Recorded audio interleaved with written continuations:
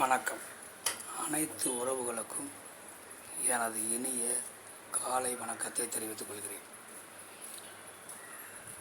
ஒருவர் ஜாதகத்தை கொண்டு வரும் பொழுது நான் ஒருவரை காதலிக்கிறேன், அந்த காதல் வெற்றி பெறுமா என கேட்பதுண்டு. அப்படிப்பட்ட அந்த ஜாதகர் காதலில் வெற்றி பெற வேண்டுமென்றால் ஜாதக அமைப்பு எப்படி இருக்க வேண்டும் என்பதை பற்றி இப்பொழுது நாம் பார்ப்போம். ஒரு ஜாதகத்தில் புதன் பகவானோடு குரு பகவான் சேர்ந்திருந்தால் காதல் வெற்றி பெறும். புதன் பகவானோடு குரு பகவான் சேராவிட்டாலும் லக்னத்திற்கு 5ஆம் வீட்டில்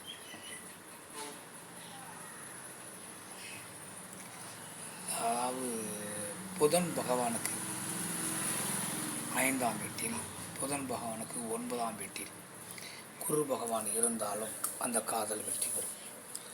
இல்லை என்றால் புதன் பகவானுக்கு 2ஆம் வீட்டில், புதன் பகவானுக்கு 6ஆம் வீட்டில், புதன் பகவானுக்கு 10ஆம் வீட்டில் குரு பகவான் இருந்தாலும் அந்த காதல் வெற்றி பெறும்.